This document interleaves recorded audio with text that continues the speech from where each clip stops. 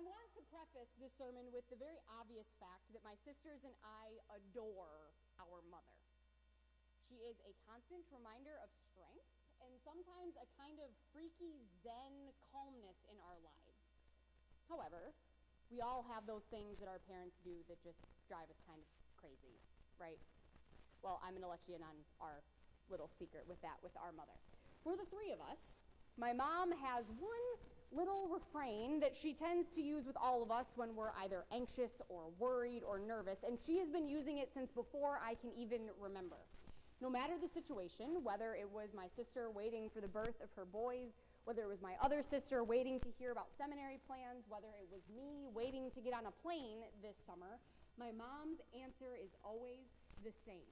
So much so that we usually just beat her to it now and say it to each other. You know what Mom would say?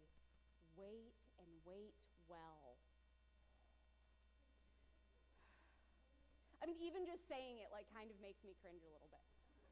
Because somehow, my mom has raised three very strong and independent daughters, but that chill, just wait and see what happens attitude didn't quite code into any of our genes. And let's face it, in today's day and age, do any of us really know how to wait and wait well? If anything, waiting is one of those things that we have desperately tried to eliminate in our 21st century culture. Think about it. Netflix now drops an entire TV season on one day so you can binge watch.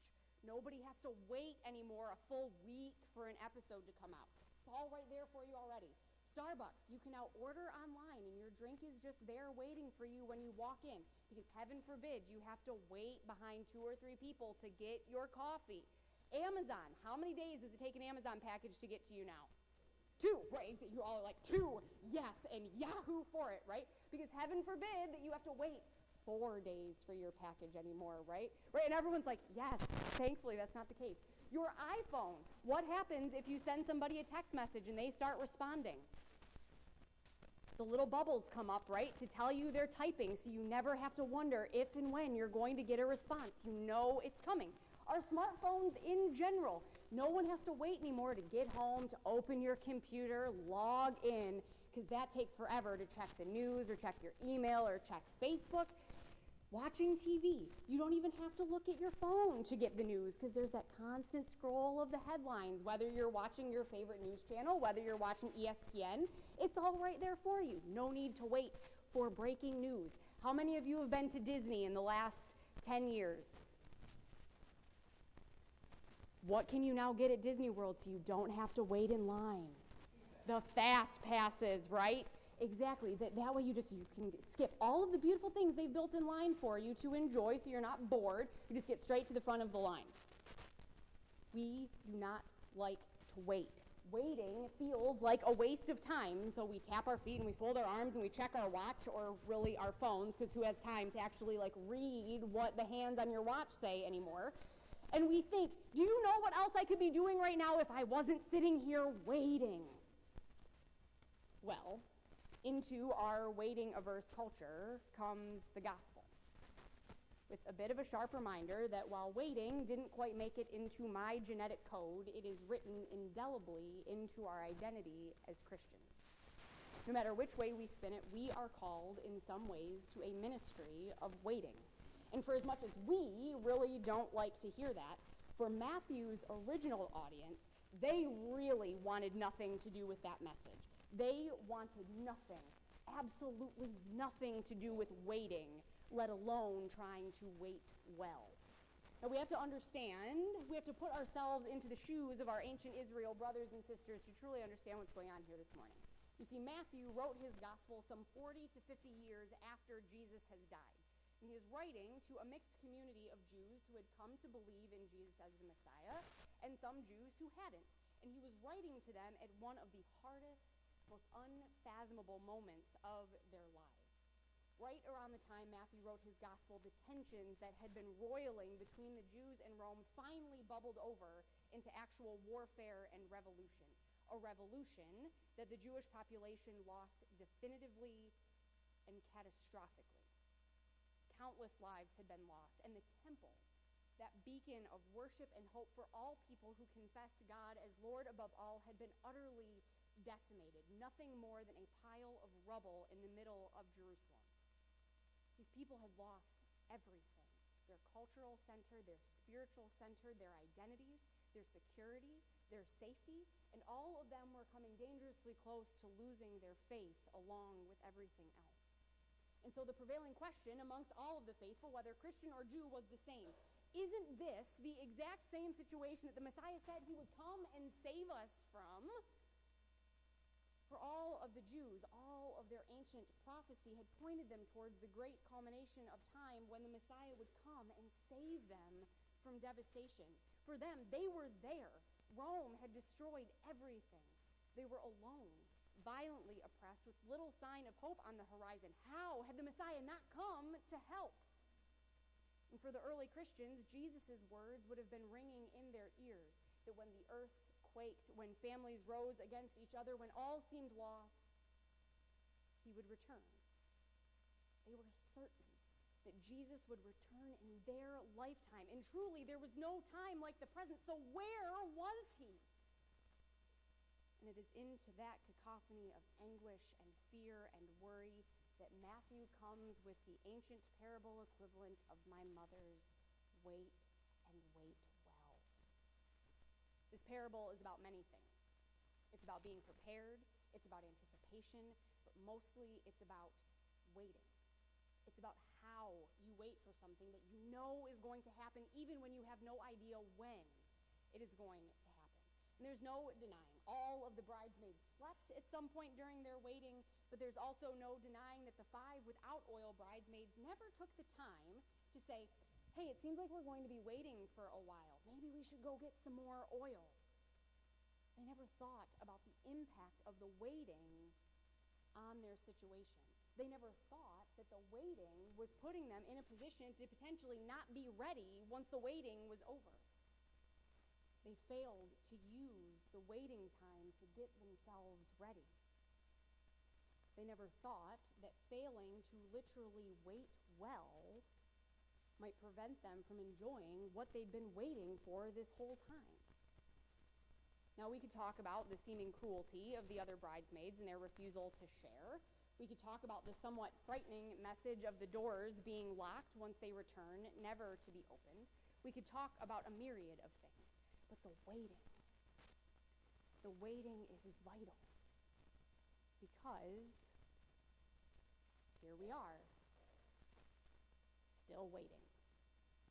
In the last 10 years, we have gone through what feels like hundreds of end-of-the-world predictions, from the Mayan calendar ending to Nostradamus' predictions to just random dates thrown up like spaghetti onto a wall to see if it would stick. And because of that, I think we've kind of started to think about Jesus' return as a thing we don't really need to think about anymore. We've become a bit complacent and contented with the delay, and because of that, we've started to not wait well. We're not waiting well because the complacency leads us to just kind of shrug our shoulders and say, we'll deal with that when the time comes. No, I'm not saying to go out and make some hellfire and brimstone poster board to post on street corners, but it is possible that we need to think about how we're letting our lamps filled with kingdom oil go out because we don't think it matters. Because Jesus isn't here yet, and maybe he won't be for a long time. The waiting. The waiting can lead to thinking that the gospel just doesn't matter. That our preparations don't matter, that our actions don't matter. We can find ourselves in the trap of, well, Jesus isn't here, so all of that love your neighbor stuff, I'll get to that when the world seems like it's really starting to go downhill and he might be coming.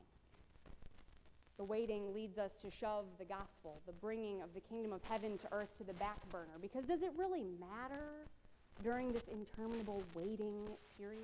Does it matter if I throw around a little more judgment than love since Jesus isn't here? Does it matter if I don't look at my neighbor and see God's creative beauty if Jesus is still delayed? Does it matter if I put my money and my possessions ahead of everything else, including God, since Jesus just seems to be taking his sweet time getting this kingdom ball rolling? Somehow we end up treating the kingdom of God like a kid who's been given a list of chores to do and then spends his afternoon just lazing on the couch until that moment that he hears his parents pull in the driveway and starts feverishly running around doing stuff, so when the door opens they can say, "Look, I've been working the whole time." You guys have all done that, and your kids have done it, so you know what that feeling feels like. The problem with the waiting is that it encourages a mentality that there will always be more time. There will always be more opportunities to get around to the gospel stuff. But for now, we have other priorities that take precedence. We aren't waiting well. Because really, I think we've forgotten that we're even waiting for something to happen. I think sometimes we forget that our time on this earth, even if it's spent waiting, is supposed to be spent living out the gospel, spent creating the kingdom Jesus came to bring to full fruition. I think sometimes we think all this waiting time is just meant to be for us, not for God, certainly not for our neighbor. We think there will be enough time to get that extra oil of love and care and forgiveness and grace and mercy when things seem to really be gearing up for the end. Here's the thing. Maybe the waiting can be used for something greater. Maybe the waiting can be the point. I mean, think about what we lose when we binge watch a show. Anticipation. The ability to sit there and hash out theories with our friends. Think about the lost opportunities for conversation in line at Starbucks when you're just dashing in and dashing out. Think about all the other things we could be doing instead of watching our phones for the next message or the next headline. Think about all the things we could be doing if we stopped shoving the gospel off to the side and used our time waiting to do a little bit of good. Think about the love we could spread, the peace we could share, the hope we could bring, the grace we could give, the mouths we could feed. You know, it seems like it's been a little bit of a fall of the Tom Petty sermon lyric, and here are some more. Because Tom Petty once sang that the waiting is the hardest part. But we take it on faith. We take it to the heart. But waiting is still the hardest part. Well, what if we did actually take the waiting to heart? What if we did take it on faith? I think maybe we just might find ourselves in the position to actually do what my mother has been telling me to do since I was born. We might find ourselves not only waiting, but waiting